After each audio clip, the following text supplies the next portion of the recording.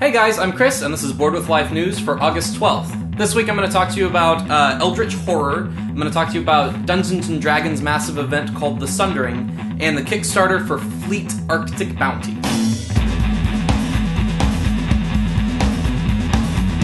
Hey, thanks for tuning in, I'm Chris. Before I get to the news, I'm going to do a really brief little bit on kind of how our channel works, because we got a whole bunch of new subscribers with the release of the web series, and we're super excited about that. So glad you guys like it.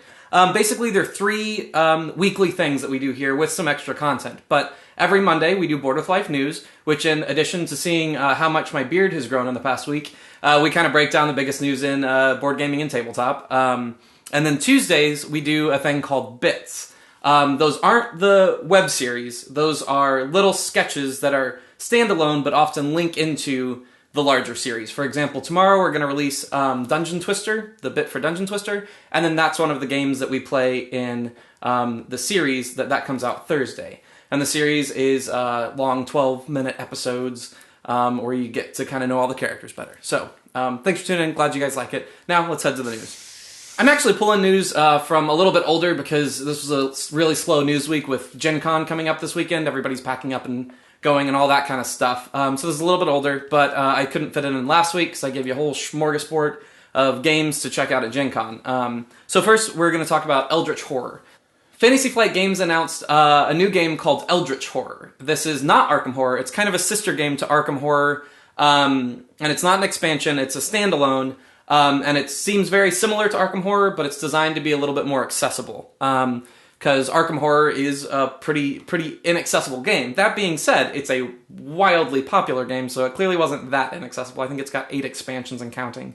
But yeah, Eldritch Horror is supposed to be a little bit simpler. It probably still takes 34 years to set up. But if Arkham Horror is on your shelf and you have trouble getting it down because oftentimes it's tough to get people to commit to that big a game, Eldritch Horror seems like a good solution to that. So yeah, keep an eye out for that one. Up next, I'm going to talk about Wizards of the Coast. They announced that they're having a new massive Dungeons & Dragons year-long event called The Sundering. And the goal of The Sundering is to kind of put the Forgotten Realms, their most popular campaign setting, back to what it was before 4th edition. And they kind of messed it up in 4th edition, and all their fans pretty unanimously disliked it, as with a lot of things in 4th edition. So for D&D Next, their new edition coming out, they're putting the world kind of back in place the way it was. But the cool thing about this is they have a year-long event that you can participate in and help shape the world. And there's a couple different facets to this, but the biggest one is in encounters that you play in hobby shops or even at your house. They're going to release an app where you can upload this information. But specific encounters, they're going to kind of see what people did and how the games played out. And then say there's a character in the game that everybody chose to kill, or most people chose to kill. Or there's a treasure that most people stole, or whatever.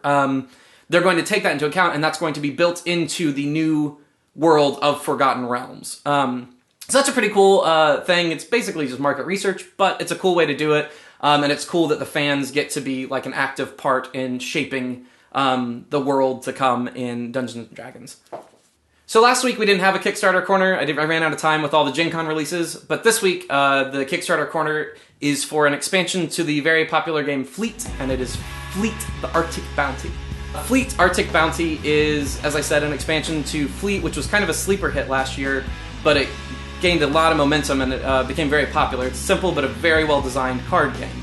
And Fleet just seems like more of the same. There's a lot more of the same, though. A whole bunch of new cards. They're also adding rule variants for 1- and 2-player games.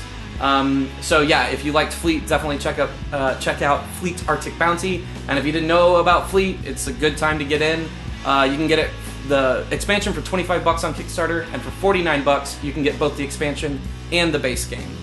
It's very popular, won a bunch of awards and stuff like that. So it's definitely a good one to check out if that sounds interesting to you. Thank you guys so much for subscribing and liking the show. If you haven't subscribed yet, make sure you do that. Also, make sure you follow us on Facebook and Twitter. We're very active on both of those. Tweet at us. Let us know what you think. Let us know what you like. Put it in the comments. What do you like about this? What don't you like about this? What are you looking forward to? We really want to hear from you. We really want to take all that information into account. Also, make sure you check out the rest of our shows. If you haven't seen the series yet, go check that out. People seem to like it a lot, and we're very happy about that.